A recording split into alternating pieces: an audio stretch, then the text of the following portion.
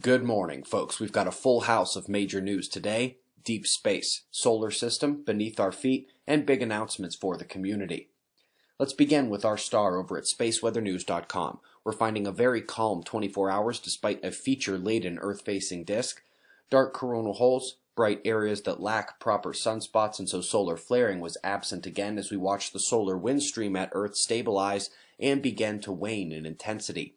We knew two items on that front yesterday. These coronal holes still had at least a day until they impact us, still probably have at least another day, and we expect a seismic uptick before that.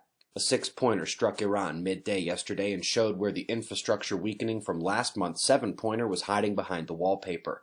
Dozens injured this time. Moving on now to the 1999 first light images of Cassiopeia A in optical, infrared, X-ray, and radio wavelengths. Today we see a phenomenal 300-year-old nova, and via Chandra's X-ray bands, we can separate the signature of numerous elements blasting away from the center.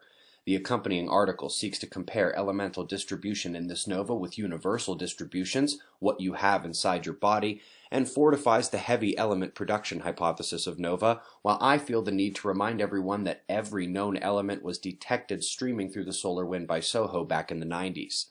Still sticking far away, find Orion, and at his feet, the Rabbit.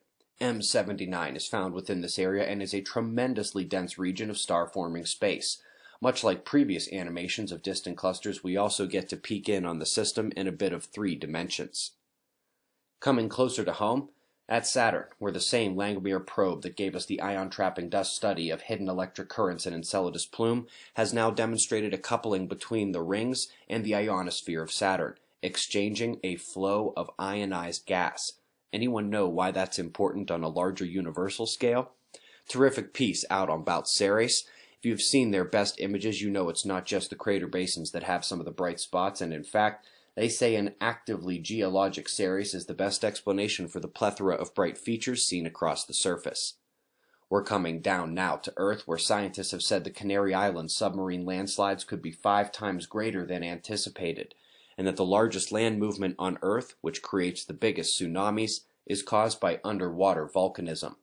Nice note from the Weather Channel yesterday letting us know that every state saw at least 1 inch of snow in 2017.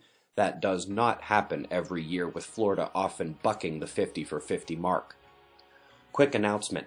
Folks, the Thunderbolts Project's next U.S. conference is not until 2019.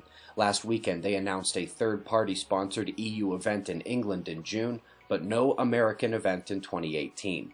We applaud the Bolts for taking the show across the water, and want to mention that I've bolstered the electrical coverage at Observing the Frontier 2018 because of it. There will be EU material presented in 2018 in the US, and there will be at least 3 speakers from those conferences coming to Albuquerque and President's Day weekend next year.